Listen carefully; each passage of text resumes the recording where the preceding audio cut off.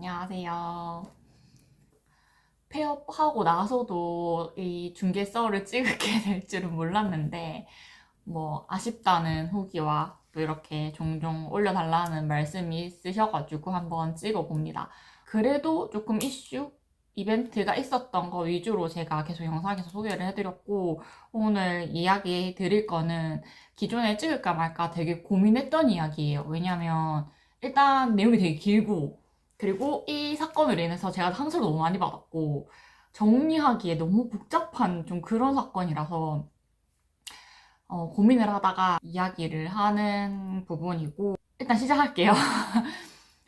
제가 소속 공인중개사로 A라는 부동산에 1년, 그리고 B라는 부동산에 1년, 그리고 개업하고 2년, 그리고 지금 폐업을 한 상태인데, 이 B라는 두 번째 부동산에 있을 때 계약했던 계약건이 있었거든요. 그 부동산에 어떤 다른 분이랑 같이 공동 중개했던 계약건이 있어요. 부동산 안에서. 이제 보존분이랑 저랑 이렇게 같이 계약을 했던 건이고, 4층짜리 상가 건물 중에 2층을 그분이 받아오셔가지고 사장님한테 받아서 제가 손님을 붙여서 공동을 했던 건이고, 계약 진행을 할 때 제가 아무래도 경험이 좀 더 많다 보니까 제가 주도적으로 이렇게 계약을 진행을 했던 부분이 있었거든요. 그러고 나서 시간이 거의 1년 반? 1년 훨씬 넘게 흘러서 건물 주인한테 이제 연락을 받았어요. 그때 당시에 2층이랑 함께 1층도 나와 있었고, 그 1층도 그때 그 보존분이 매물을 가지고 있어서 제가 같이 가서 상황도 들어보고 사진도 찍고 했던 그런 거였는데, 그러고 나서 제가 제 사무실 오픈하고 나서는 전혀 신경을 안 썼거든요. 그때 그 부동산에 같이 매물을 받았던 거나 또는 그 부동산 근처는 웬만하면 안 가려고 했고, 그랬는데 시간이 많이 흘러서 그 건물 주인이 그 밑에 1층 세입자가 권리금이랑 다 포기하고 정리하고 나간다고 했으니까 빨리 사람 좀 붙여라. 월세 받아야 되니까. 이렇게 연락이 오셔가지고. 그래서 제가 광고를 했어요. 광고를 하고 바로 또 손님이 붙었는데, 다른 부동산에 보존분이 한 40대인지 50대인지 보존분 아저씨가 자기 이제 손님을 붙인 건데, 그분이 일한 지 한 달밖에 안 됐다 그랬어요. 보존으로 일한 지가 한 달밖에 안 된 상황에서 또 아무것도 모르잖아요. 그렇다 보니까 저한테 되게 의지를 하면서 제가 또 계약을 주도적으로 진행했던 그런 사건, 그런 계약건인데, 이제 말씀을 드리자면, 그 밑에 1층 상가가 음식점으로 운영이 됐었는데, 그 구조가 주방 부분의 반절 정도가 이제 위에 달아내서, 일명 까대기라고 하죠. 달아내서 그렇게 불법 정축된 부분을 신고 안 하고 쓰고 있는 그런 상태였거든요. 그래서 이거를 기존 장사하시던 분이 영업 신고증을 승계를 해주셔야 그 안 뜯고 그 주방 부분을 쓸 수 있는 상황이었어요. 그래서 그거를 계약하는 그 당일날 건물 주인하고랑 또 막 얘기하면서 이거를 세입자한테 이야기를 해라 라고 얘기를 했는데, 그 건물 주인분이 말을 못하겠다 자기가 막 이래가지고 저한테 통화를 하라 그래서 또 계약한 당일날 통화를 막 했는데, 이제 그 기존 세입자분이 화가 나신 거예요. 지금 권리금도 못 받고 망해서 나가는 판국이니까 기분이 안 좋으셨겠죠. 그래서 왜 네가 끼어드냐. 그래서 이제 건물 주인한테 해결을 하라고 말씀을 드렸는데 그게 해결이 잘 안 됐고, 자세하게 기억은 안 나는데 어쨌든 계약이 끝나고 난 뒤였을 거예요. 제가 그 가게를 찾아갔어요. 건물 주인한테 이제 얘기를 해도 안 되니까 기존 세입자한테 말씀을 드려서 영업 신고증을 이제 생계를 받게 해야겠다라고 싶어서 찾아갔는데, 정확한 단어는 기억이 안 나지만 저한테 건방지게 부동산 네가 왜 와가지고 이래라 저래라 난리냐 막 이렇게 돼서 가라면서 먼저 박대 당하고 욕먹고 뭐 그랬거든요. 근데 사실 이거는 제가 해결해야 할 문제가 아니라 건물 주인하고 기존 세입자하고 해결해야 할 문제고, 영업 신고증을 승계를 안 해준다면 그 불법 증축했던 걸 원상 복구하고 나가야 되는 상황이잖아요. 근데 이제 실질적으로 그게 되나요? 법적으로는 그게 맞지만 절차가 이제 중간 해결이 안 되니까 결국에는 중개업자인 저희들이 다 해결을 해야 되는 그런 상황이었고, 이렇게 저렇게 하다가 결론은 그분이 영신고증 승계를 해주시기로 약속이 됐고, 그리고 제가 그 내용을 이제 들어오는 세입자는 어쨌든 저 다른 부동산 보존 손님이잖아요. 그래서 거기 말씀을 전달해 드려서 어쨌든 저쨌든 신고증은 승계 받았거든요. 받고 나서 가게를 이제 운영을 하는데 들어간 지 얼마 되지도 않았는데 건물주인이 또 화가 나서 전화가 온 거예요.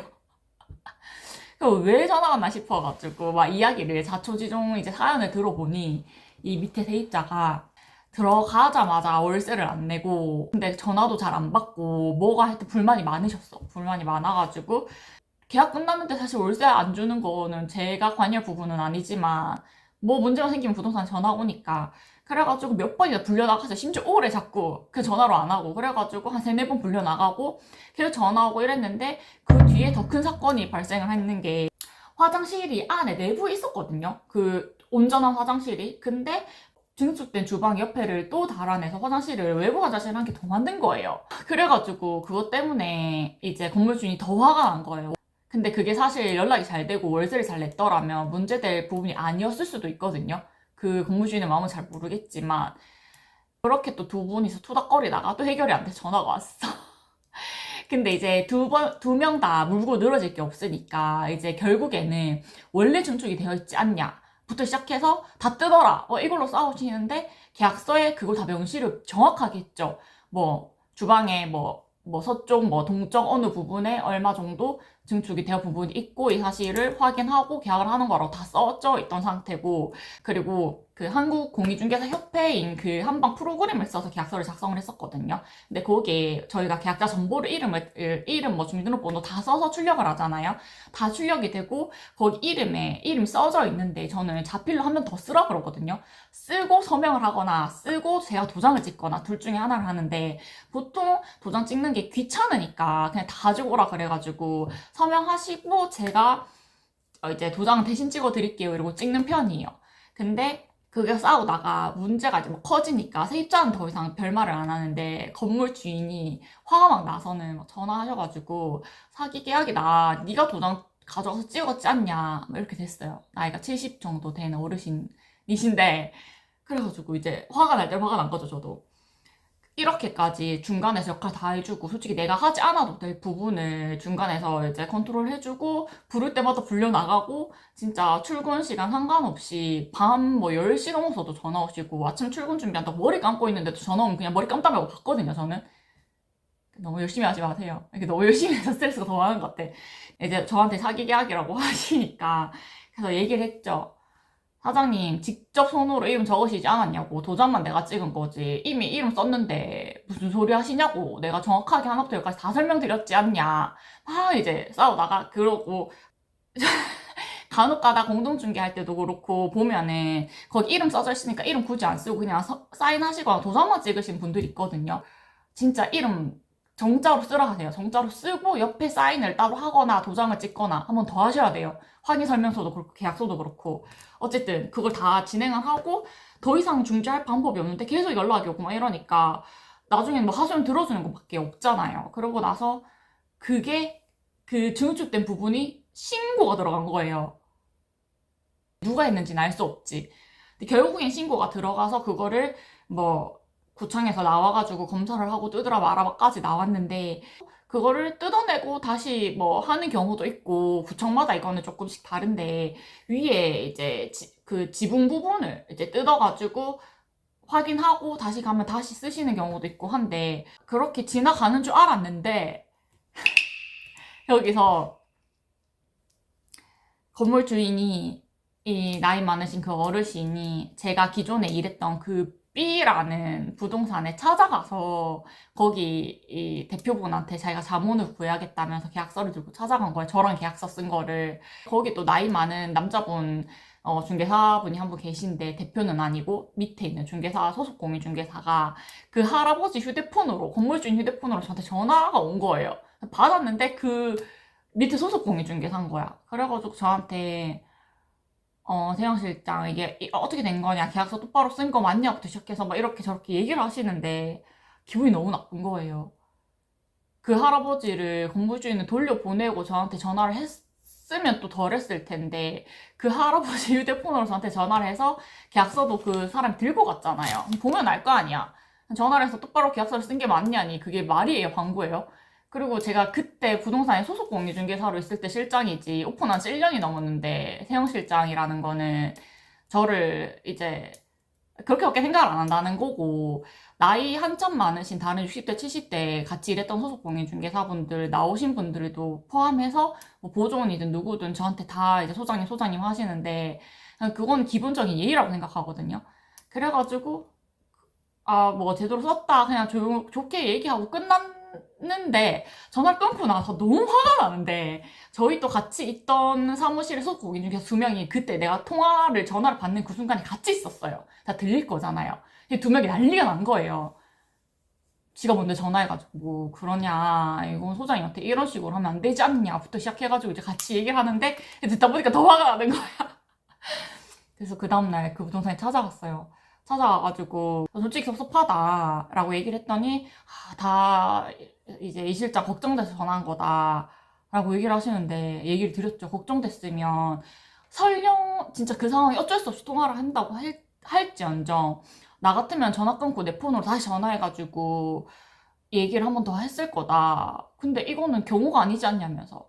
그래가지고 얘기를 했더니 나한테 따지러 온 거냐면서. 그래서 막 난리가 난 거예요. 그래가지고 막 저 그 자리에서 진짜 눈물이 막 이렇게 북받쳐가지고 울면 안 되는데 쪽팔리게 울었거든요. 거기서 더 어이가 없었던 거는 그 해당 건물 주인을 아는 건 아니었지만 어쨌든 그 건물의 2층을 이제 다른 그 소속 공유중개사를 통해서 같이 계약을 했던 건데 그 소속 공유중개사는 그 B부동산에 계속 남아있는 상태였거든요. 그럼 1층 매물을 받았을 때 자기들한테 연락을 했어야 되는 거 아니냐는 거예요. 그래서 제가 그 부동산 바로 앞에 제 단독 매물 있었는데 그 부동산에서 계속 작업 가고 명함 주고 가고 그런 거를 그 단독 매물 갖고 있던 거기 사장님이 사진 찍어서 저한테 보내면서 소장님 옛날에 일하셨던데 부동산 자꾸 찾아오는데 어떡해요? 하면서 이렇게 연락 오시고 오지 말라 해도 온다. 그리고 말도 안 하고 광고하고 자기가 안 된다 그랬는데 그 부동산 광고하고 다 알고 있었거든요. 근데도 이런 방법 말을 안 했어요. 감정 상하기 싫어가지고.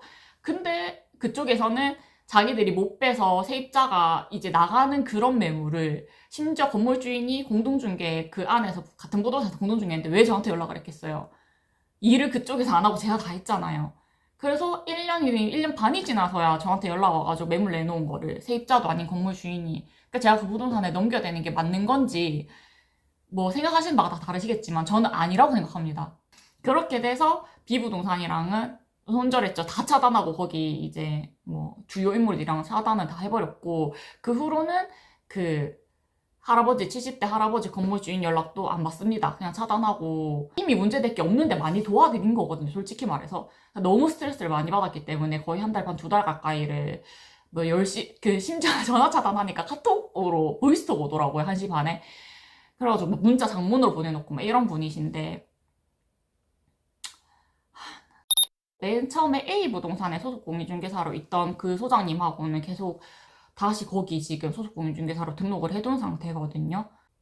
여기서 이제 제일 하고 싶은 말씀은 끝이 아름다운 게 좋지만 너무 스트레스 받아가면서 참아주고 다 끝까지 뒤처리를 해줄 필요는 없는 것 같아요.